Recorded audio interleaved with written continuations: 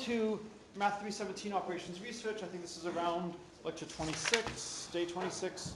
So what I want to do today is talk about other applications of linear programming. In particular, how can we use it to try to solve certain types of problems? Where do we think it will work? Where do we think it will not work? And so the first one I want to do is FreeFlow or FreeFlow bridges. How many of you have seen these games? How many of you have not seen these games before today? So, like an iPad, it should almost be possible to just look at this without having seen it before and immediately figure out what to do. So, right. So here's something like this. Here's one with a beautiful bridge down here. Here's one without a bridge. So the only difference with the bridge is if you have a bridge, you can actually have two lines cross. So imagine these are subway routes. And you want to connect all the dots, color to color. And in the original one, when you don't have a bridge, you can't have one color cross over another. If you have a bridge, you can't have it cross in one place. Okay? You can, of course, have other variants of this. There are variants where instead of using it on a square grid, you actually have it on a hexagonal grid. And I was having a discussion with a student in the class before today as to which is actually harder, the one on the hexagonal or the one with the bridges. The more bridges you have, the more interesting it is. You could also play it on a donut. So anybody know how you would represent a donut with a piece of paper? Yes. Wrap it. Wrap it. I don't want to bend this expensively, nicely printed piece of paper. Wrap it like this. I'm sorry? I'll just be careful. Well, fortunately, there's no sharp corners, so I should be okay. And then you just go around like this. So the way you could represent this geometrically is if you're flowing like this, you then surface over here. If you're flowing like this, you surface over here. Anybody know any video games like this? Pac-Man. Okay, so that will be our cultural extra credit for today. Okay. What Adam Sandler movie has Pac-Man? Bad one. Pixels. Pixels. That's not a bad movie. This fate of the world depends on your skill at classic, 70s, 80s, games. What could be a better plot for a movie? Okay, so the question is, how would you actually solve something like this? Any thoughts as to what we should use? Trial and error. Trial and error. And considering how big the board, well, this is not too bad of a board. And trial and error is probably going to be enough. But if it gets larger and larger and larger, trial and error could be problematic. Is everybody clear on what all the rules are? I mean, I don't know, it seems like looking at it, there are certain strategies that would make it run faster that I don't know how we can encode. Okay. Like the first thing that I saw when I looked at this was, okay, the paths that have to intersect are the blue and the green because there's no way for them not to. Therefore, any path that basically gives you your first two paths guaranteed. Right, and if you have the green come up here through the bridge, so the green goes over and then up, it blocks off the square. And there's nothing that will be able to come to that square. If orange tried to go through, it would not be able to come back and connect. Yes? Do all the black squares have to be colored? All the black squares have to be colored, so every square has to be colored. I mean, if we were looking for like a more algorithmic approach, Yeah, which, yes, given that this is a class in operations research, we are. it seems almost intuitive to look at the kind of the minimum distance colors and connect those first, because given like the reds and the blues have this big distance where you have to potentially travel, if you were to close the yellow, Right. and So close the green, sometimes dots that are very close to each other actually have very long paths connecting, going all the way around. but I think that's more reasonable to start with a smaller one. And again, you can try something like that, see if it works, and then I still haven't heard the right solution. Well, one trick you might want to do if you have two of the same color on the outer bounds, Right. you probably want them to be traveling along the outer bounds so that we can have them cross. Good. So one thing is that you have a lot of information on the boundary. You're not going to have something come in and then come back out probably, but you're still not getting the solution. You can look No. at No. No. Is it linear programming? Yes. Right. You're all giving me nice strategies. This is a class in operations research. right? We've learned linear programming. Okay, what were you going to suggest? Actually, there's some squares that can only be reached by one color, so like this corner can only be hit by that red, nothing else can move down there. Correct. And so you know red has to now go like this and then start to come up. And I actually find it easiest to try to work on the boundary and move inward. I mean, I was going to say more or less that, which I mean you can also use to help constrain your linear programming problem. Yes. Now there's a couple things we want to ask about this before we convert it to linear programming. The first is, if I give you a game like this, is there a unique solution? Yes. Not necessarily. If, Well, if you give it to us, then yes, but not every map that If- satisfies conditions of exactly 2 dots of every color in certain places. Years ago at Brown, I gave a test in abstract algebra, and part A for 5 points is the following set of ring, and part B for 15 points is it an integral ring? It wasn't a ring. And 2/3 of the class wrote, oh, it has to be a ring, else why would you ask B for 15 points? Wow, that's sick. Thank you. I dropped the lowest midterm, but I told them, you're not doing math, you're trying to use testing. It failed closure. Nobody bothers to check closure. And now, interestingly, if you just ignore the fact that it wasn't closed, it actually did satisfy the stuff for an integral ring. So I like the fact that you think nicely of me, but I feel in the interest of full disclosure, if I'm giving you something, I can give you something nasty. So do you think an arbitrary board is going to have a unique solution? So the first question is, can you actually come up with configurations that have multiple ways of doing things? And so that's a good problem to think about. Now, that's very different than, here is a product from a company and a daily challenge. How many of you have done a Sudoku? Every Sudoku that you get should have a unique solution using the given information, and further, you should not have to guess to solve it. That doesn't mean you don't try a path and go down, but you should be able to just algorithmically go through and get the solution. So over here for this game, I think that there will always be a unique solution to any one that you're given as a game. I did hear from somebody in the class that they thought that there was another property that is not always true. I have never seen that property hold in any game that I've looked at. And so imagine you have a board, we'll finally draw something. And let's say I have a dot here, of the same color, and I want to connect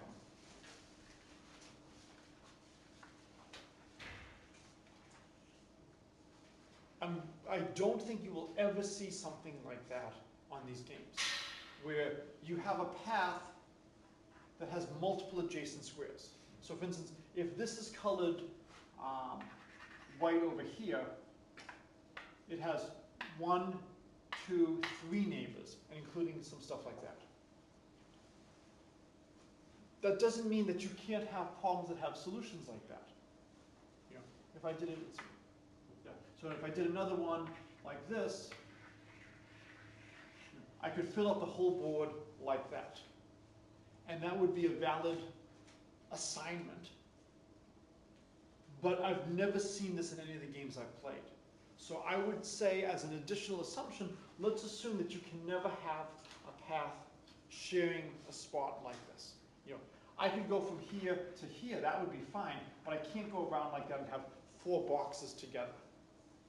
So the question is, how would we do this as a linear programming problem? Does it seem like this is something that is possible to do with linear programming? And again, I'm not saying that this is the best way to do it. Think of it as,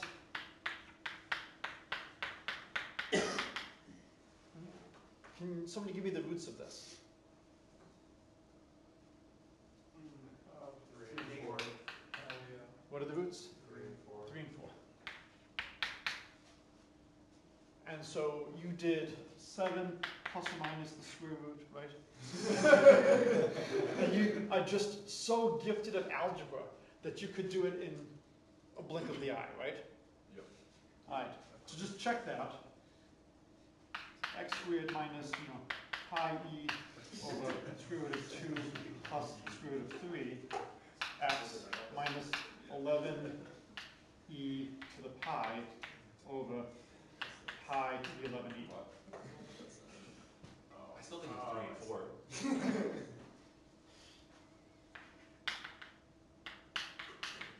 4. Okay. With a little bit of uncertainty around the 3 and the 4. Could we find the roots of this if we really cared?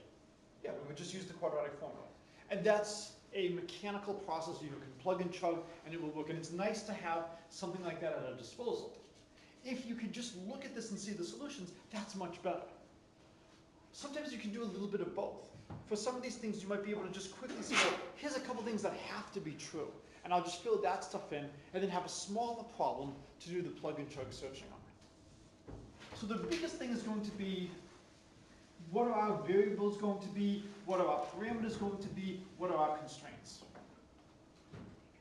And we need one more thing for a linear programming problem. An objective function. What is the objective function? Anything. Right? All we need to do is find a feasible solution. If the board is colored correctly, then we've won. So we don't actually need anything for the objective function. So objective function is anything. That is linear. Yes? Are we assuming that the game they give us won't have a solution that doesn't fill up the board? So we will assume that if you are given one of these problems, that there is a unique solution that fills up the board. And you can decide whether or not you want to forbid, say, snaking like this. If you assume that there's a solution without snaking, that might help. So what do we want the variables to be?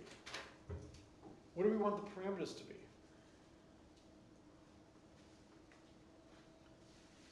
So we'll say we have an n by n board. We'll say we have C colors in pairs of 2.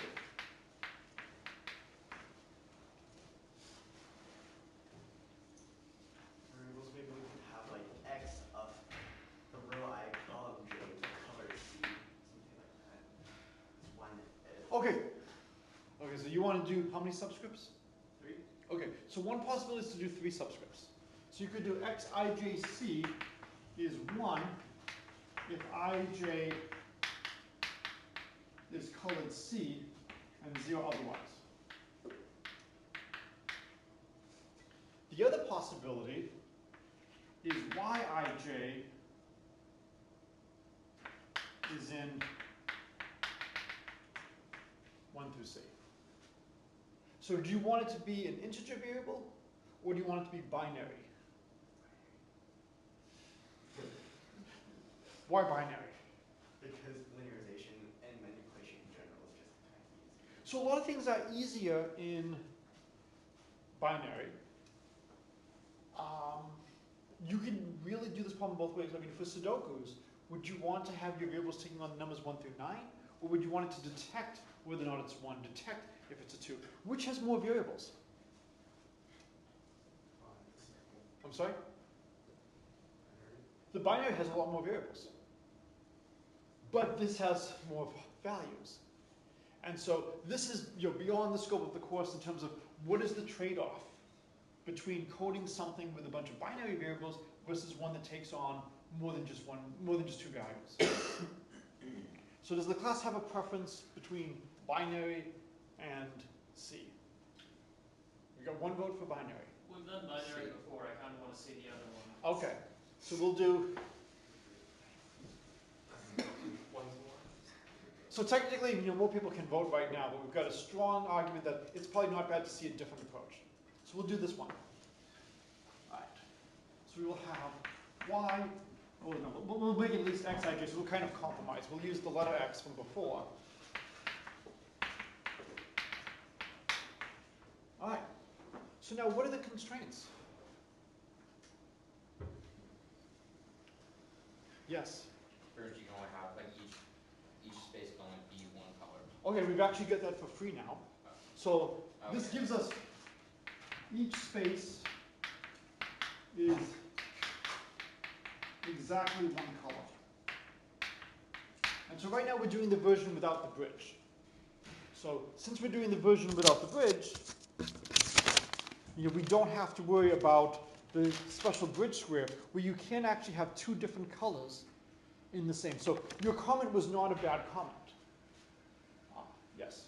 We want something that says that any two squares of the same color have to be, or any square of one color has to be adjacent to another square of the same color. Okay. So that's definitely something we want in terms of the constraint. Well, we want to mark we want to be given the beginning and end space, but we want all the others to be adjacent to exactly 2. Ah, so given a color C that exists, do people know this notation? Does anyone not? So this means there exists a unique. The notation I created, which people don't use, is there exists finitely many. So this means there exists a unique start point and a unique end point. So do we want to do a start and end? Not start and end necessarily, but just there exist 2 endpoints. Right. So the question is, do we want to? I mean, we can always label one as the start and one as the end. Is it just technically more convenient to do that? We want to think how we want to talk about things. So every other point in the path is going to have exactly 2 neighbors that have the same color, except for the special points that begin and end it. And so we can always designate one of those 2 points the starting point of the path and one of the points as the end point. I think it's just convenient in terms of the phrasing to say, I go from start to finish for each color. So there exists a unique start, and there exists a unique finish.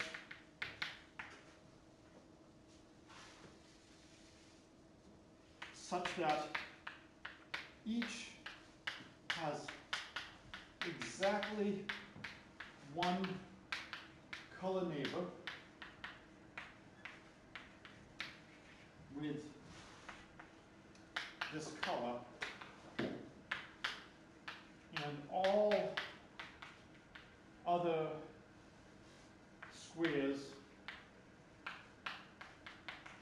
of this color have exactly 2 neighbors.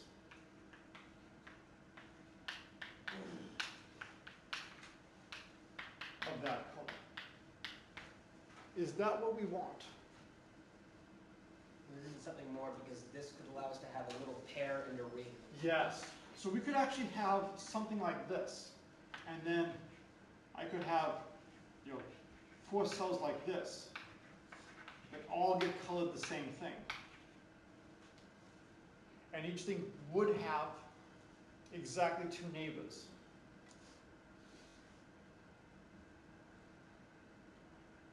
So we don't want to allow that.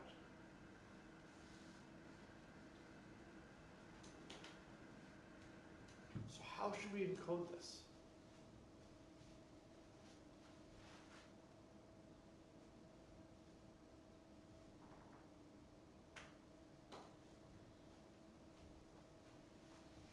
But if we make a constraint that says that we need that we need to have every square covered, can't we negate the chance of having a ring form? I think, especially if you allow something like this, I think you could then have some unconnected rings of different colors and get multiple solutions. So the question is, could you just have a blob, hidden somewhere? What's the best way to avoid this? For each square of a color C, you have to be able to reach one of the endpoints. Good. For each square of a color, you have to be able to reach one of the endpoints through a connected path, all of the same color. Or in some sense, we want that there exists exactly one chain of a given color. And so right now we're just doing things in words. The question is, how do you convert these to codes? We want there to exist a unique chain of a given color, i.e., anything colored C is connected to the C star.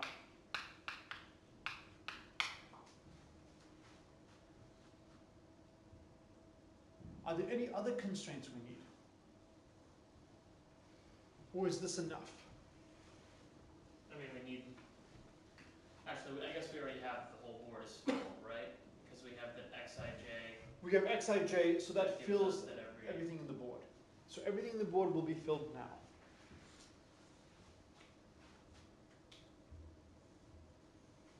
So are there any other constraints we need? And then we'll just minimize x11. Just to be explicit, here's our objective function.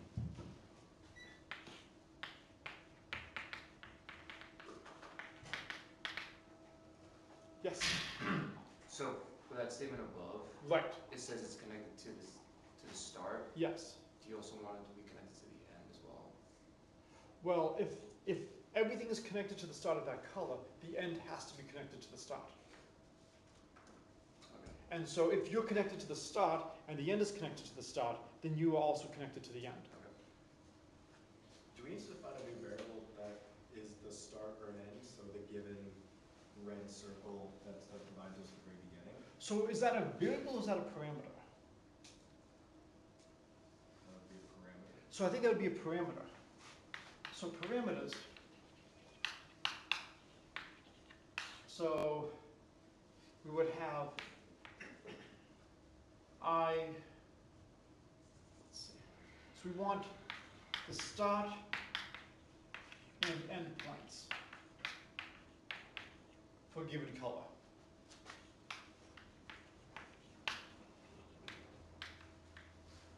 So maybe it would be the point blue.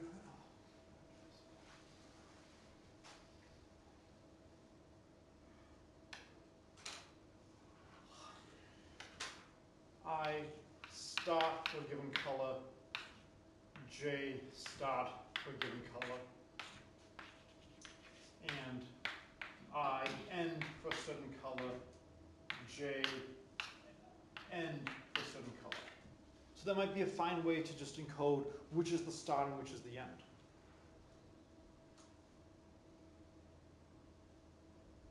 So we now have those squares.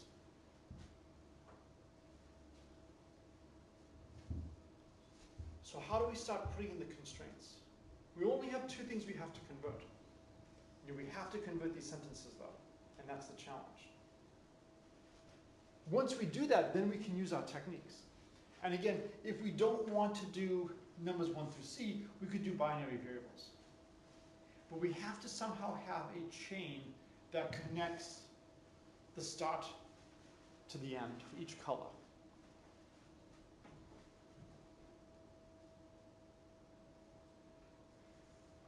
So any thoughts as to how we would do that?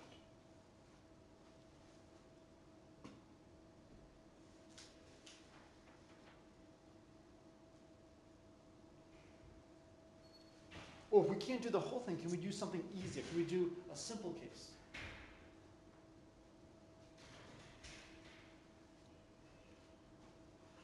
Can we make sure that each color other than the start and the end has exactly two things that have the same color? Is that an easy thing to encode? I have a thought for Yes. to make sure Andy's connected. Could you pretty much start at each different color start point Right. and travel down the path until you get to the end point and pretty much sum up all those squares, and if it's equal to the entire board, then you know that that's your constraint. That pretty much the sum of all of those different paths has to equal n. So what you want to do is you want to just put in paths. Yeah. But how do you check to see that you are connected from the start to the end? So I can say it very easily in English. The question is, how do you phrase it within linear programming? And if we can't do that, can we at least do the constraint that you if you're not a start or an end, you have exactly two neighbors that have the same color. So you might want to have other parameters. So let me just add a few more parameters.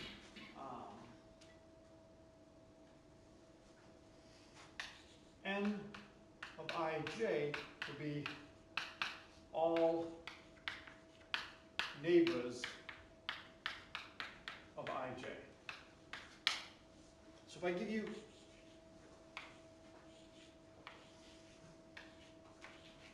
something like this,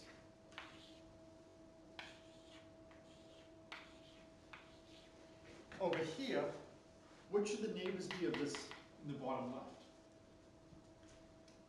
Above and to the right. This would not count as a neighbor. So this cell here, if this is 1, 1, here's 1, 2, and here's 2, 1.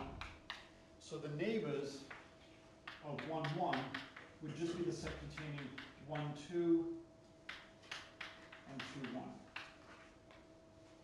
Whereas if I gave you this point over here, this point would have 4 neighbors.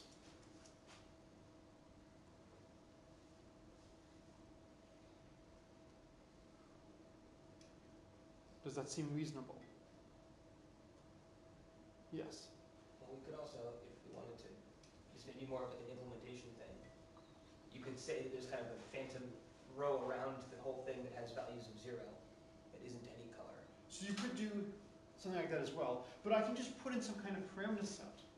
And I can just say, look, this is going to be all the vertices. And you give me the point on the board, 1, 1, 1, 2, 1, 3, 2, 1, 2, 2, whatever. I just have a different set of neighbors. Now, if I do some coloring, if I go like this, that would not allow this as a valid path because this one over here would now have 4 things that are colored the same. So if I put a constraint like this that you can only have 2 neighbors, it will forbid snaking like that. Is this a good thing? Yeah, I thought we wanted to do that. So I think we want to do that as well. It's not necessarily the case that the only solutions will involve that. And we could set it, maybe we could do greater than or equal to 2 instead if we wanted to allow for that. So you could do something like that, or what you could do is you could have constraints like this and see, are you able to find a solution? And if you can, great, and if not, then this is something that you might need to relax. Or, if there's more than one solution, if the board is not unique, then maybe this gives you something to put into your objective function. You want to minimize how many times something has more than 2 neighbors that are colored the same. And that would allow you the option of having snakes like this, but it would discourage you from taking them. And so if you're trying to minimize the number of times something has more than 2 neighbors, that's great, because it still allows you to consider the case when you have more than 2 neighbors, and you don't have to write a new program. But it will try hard to find a solution that doesn't have more than 2 neighbors. This is very similar to the constraint in the movie project I talked about, where the manager wanted to make sure a movie started every 20 minutes. And we were all, I'll be careful because this is being recorded, we didn't think that that was the best constraint to put in. And once they saw how much the revenue would increase if they occasionally had a 25 or 30 minute block where no movie started, they would say, well, that was more of a suggestion and a guideline, and if you can do that, we'd like it, but how much money? And so they were quite happy to drop that, and so we put that into the objective function. And we just had a little bit of a penalty if you ever had a 25, 30 minute wait, and the longer the wait, the more the penalty. Most of the time, there aren't going to be long waits. Why?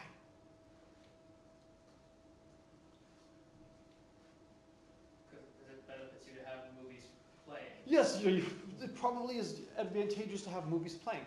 Imagine you had a 3-hour block where no movies start on any screen. This is interesting. We call this nighttime. No, this would probably be after midnight, but we're no longer running the program then. If you have a tremendously long block, something is wrong. You could put a movie in. And the hope is that you would make money. It is possible, depending on how the contracts are worded, that maybe you pay so much of each ticket sale to the owners of the movie, and you also pay every time you show the movie. So if you don't show the movie, you don't pay. In a situation like that, then it might actually be advantageous not to show any movies. But if it's a fixed cost, if you've already purchased the movie and if you already have the rights to play it, then you might as well play something. And so you're not going to have too long of a block where nothing starts. Especially if you put in other constraints that you don't want too many movies getting out at the same time or starting at the same time. Because if they start at the same time, it puts more of a demand on your ticket people, it has longer lines. If they all get out at the same time, you have the crowd issues going through. So how would we do the code, the constraint that you cannot have more than 2 squares of the same color unless you're I'm sorry. You have to have exactly 2 that are the same color unless you're an endpoint, in which case it's exactly 1. So how would we do that? Yes? Like for each point, sum over the neighbors. Okay, and so, for the same color of that point. okay. And it has equal to. If Okay. you're not. So let's do start end separately. If ij is in start union end, so what do you think start union end is? Start of the checkpoint. I'm sorry? Like if it's a start or. Yeah, if it's a start or end point. So take the set of all start points and call that start. Take the set of all end points, call that end. So if it's in one of those, then if xij equals c, then the sum over I prime j prime in the neighbor of ij of xij equals what? 1. You don't look happy. This would work great for binary. Yeah, it's not binary. How do we fix it? One simple fix. Yes? Which is equal C. Yeah, it equals, well actually it would equal not C, but. Oh no, sorry, it's a start point, it's an end point, so it just equals C. The sum of all the neighbors. Wait, isn't that a problem? Yeah, no. Because like if you have like, if your C is like a 4, Oh. it could have 2 2s instead. Wait, so this sums the colored number for Ah, all okay, the good. neighbors? Okay, so we might actually be learning now that maybe binary is better. So we tried to do something like this. We want to basically say that this is detecting if we have a color C, but we're no longer detecting the color. We're just, this is always going to have some color value. It's always going to be on. It's going to be on with different levels. And so we wanted to basically say that the sum is just 1. Well, since its color is C, let's say the sum is C, but we don't know what the other colors are around it. I mean, if our color value at any given point, say it's 3 Right. arbitrarily, then if we're summing something with 4 neighbors, then it's impossible Correct. for the sum to ever be equal because everything will be at least 1. Right. Uh, So this is telling us that maybe taking on values 1 through C is not good for this. Maybe you could do like fifth powers or something. I mean, and then there's a way- divide by 5. there's, There are yeah, ways- there's like, I mean, we could do the same thing with With that. Like, there's a way to There's jam. ways to do it with Sudoku where we did the 1, the 10, the 100, the 1,000. But I think this is saying that it might be better to do this as binary. Because if we did it as binary, then we would just say, if color C is on, then sum over all the other color C's around it, and you'll get exactly 1. So it's not always clear which is best. I do think with work you could probably make the other one work, but we will come back over here, and we will change it to xijc is equal to 1 if ij is C, 0 otherwise. Is that the only change I need to make? Now you have to add. Yeah, so now there was a reason why this was left here. Now we actually have to add that back. that every square is colored. So that's going to be an easy constraint. So we'll do that one in a moment. But let's go back over here. So now if xijc equals 1, so that means we've colored the point ij to be color C. Then we would sum over all neighbors of xi prime j prime c. And what should that equal? That should equal 1. And then, if ij is not in start union end, we would want the sum of all I prime j prime that are neighbors to ij of xi prime j prime c to equal what? To be 2. And again, I need, if xijc equals 1, same as before. If we color ijc, then the sum of the neighbors around it has to be 2.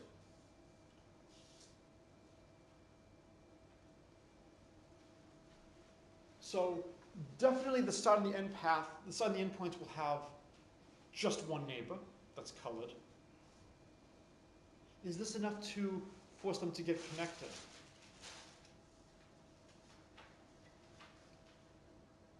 No. Like the path thing, I don't think we have that yet. Okay, so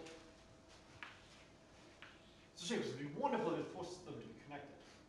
So we keep going like this, and it always has 2 neighbors, right? So if it doesn't go to the end point, what happens? It has to keep going. We can't come back down like this, right? Sorry, it'll get us to the end, it doesn't fix the loop problem, right? Like we can still get just a separated square. We could get a separated square, but I'm saying, is this actually enough to force the start and the end point to be connected? Yes. Okay. So this requires a little bit of thought, but because the start and the end point have exactly 1 coming out, every other point, I've got 2 squares I have to connect to, and I'm not allowed to loop backwards. So it almost feels like I'm going to have to keep going. Yes? Well, it seems like they can be connected, but you can still have like some others. Yes, Yeah. yes. So I'm saying I could have that, and I could have, like my little square block like this, where I have my path going around like that. Absolutely. But what I'm wondering is this already strong enough to force the start and the end to be connected? Yes. I think so, because you only have 2 points. You're syncing your source that have exactly 1 neighbor. Everything else has 2, so it has to keep going. So it's interesting what you get for free. You actually get a path for free. Yes? Have we explicitly defined that you cannot have 2 paths of the same color, or do we care? Oh, all the colors are distinct. Okay. Well, and that's why they have labels 1, 2, 3 through C. Well, but can we not have 2 different paths that are both red in the current way that we've the unique start? Because each one has a unique start and a unique Okay. end. Okay. Right. Now we still need every square is colored. But that's easy, right? What would every square colored be? For each I, for each j, sum over c of xij is 1. Okay, good. All squares are colored. So for all ij, the sum over c of xijc equals 1. So that's not a bad condition to put in. So if we were to run this now, I think it would solve it, except for the fact that we might be able to have those blocks. How do we deal with this?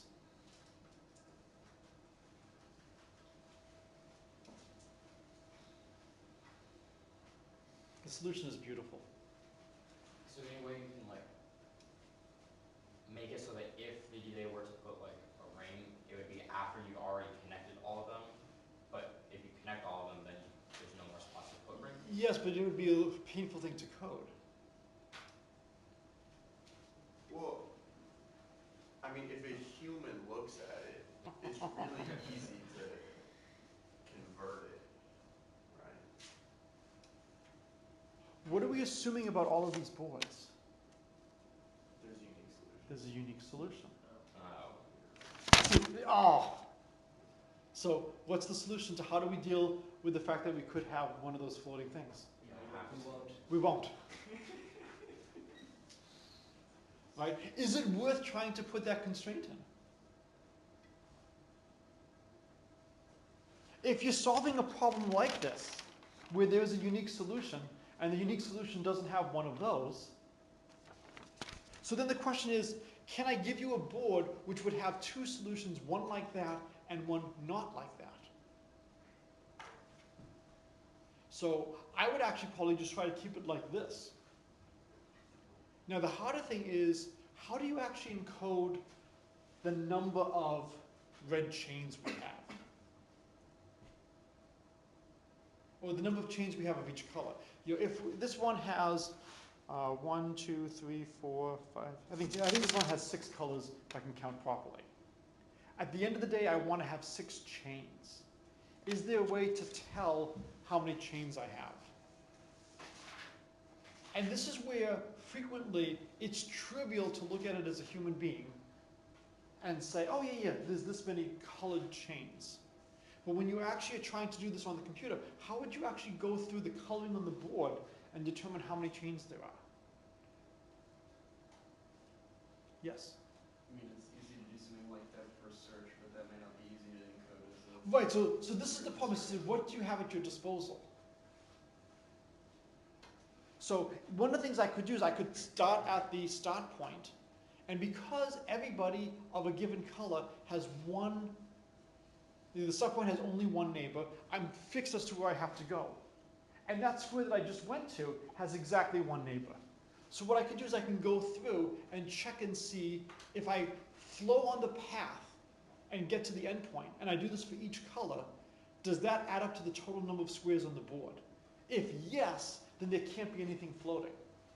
But how would you code you're going along that path?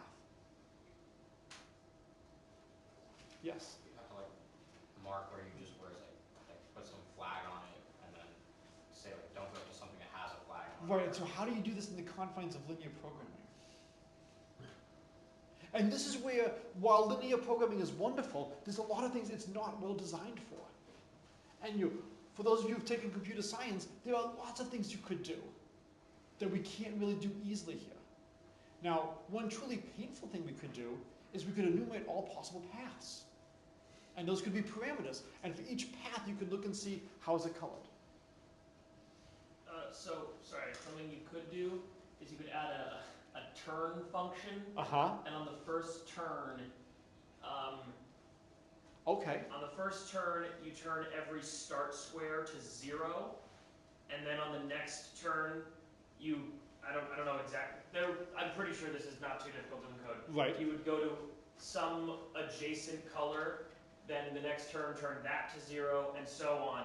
And then once you get to once all endpoints are 0, you then sum the new board to make sure that everything is 0. And if something isn't 0, that means there was something that wasn't on the path.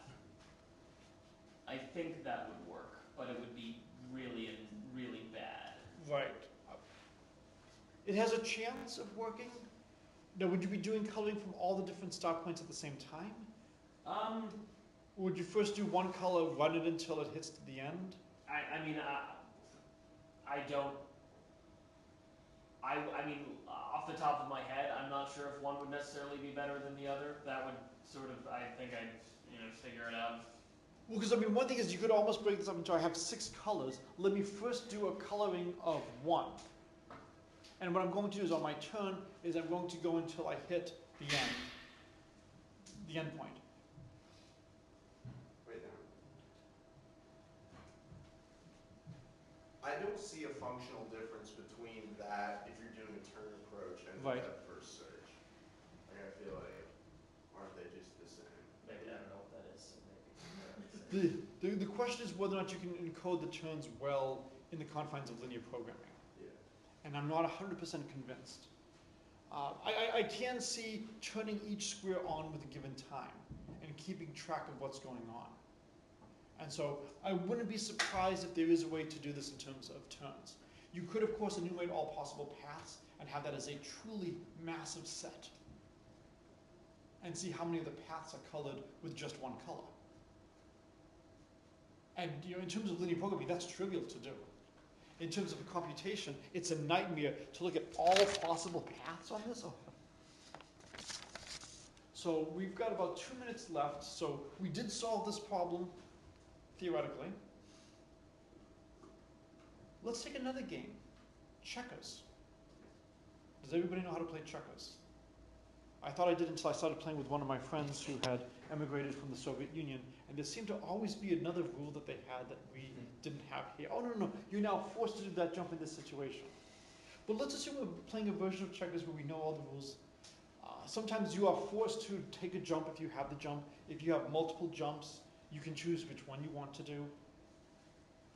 What's the goal in checkers? Capture all the other. So is it possible to set up checkers as a linear programming problem? You have a board, you have an initial configuration. We can go back and we can definitely do a turn thing where on each turn you move a piece. We can have some constraints. If there's a jump available on turn, you must choose one of the jumps. And we can keep going like this. So can we solve checkers by linear programming? Checkers has been solved. The winning strategy for checkers is known. Can we solve it with linear programming?